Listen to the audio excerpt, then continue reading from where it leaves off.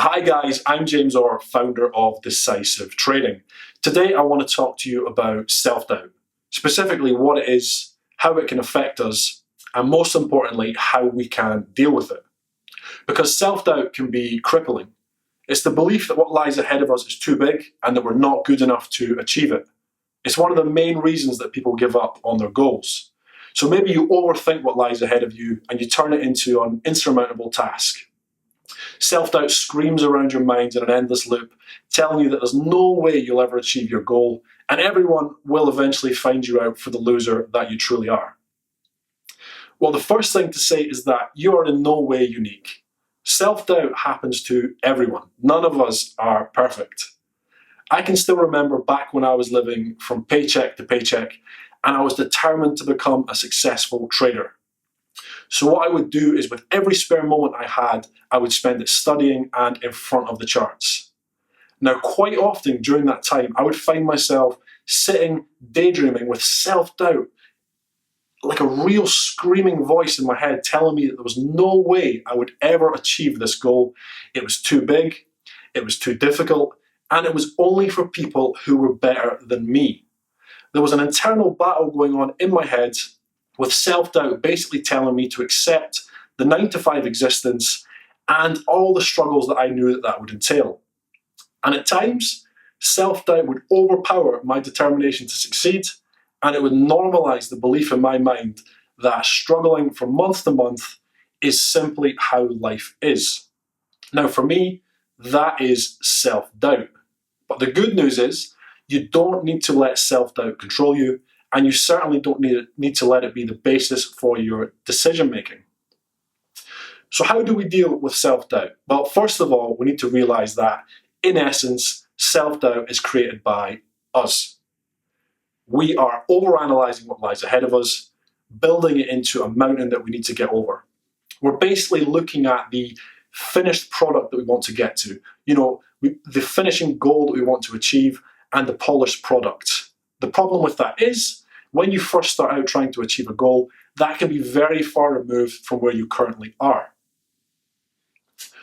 So I'm sure you've all heard the saying that a journey of 1,000 miles starts with a single step. Well, there's a real power in that statement, and it's exactly how we deal with self-doubt. A journey of 1,000 miles starts with a single step. So what does that mean? Well, basically, what you need to do is you need to break down your goal into individual steps. They can be as small steps as is needed until it feels like you're basically crawling on your hands and knees to make progress. So, a real world example. Let's go back to my journey of becoming a successful trader. I stopped looking at that end product. I stopped looking at the successful trader, or what I determined to be a successful trader, and everything I needed to master, everything I needed to learn before I got there. Instead, I broke it down into individual steps.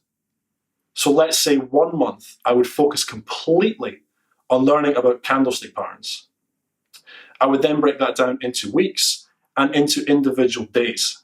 So let's say one day I would be learning about a specific candlestick setup.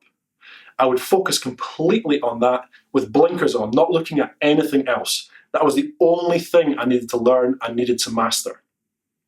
The next day I would move on to something else.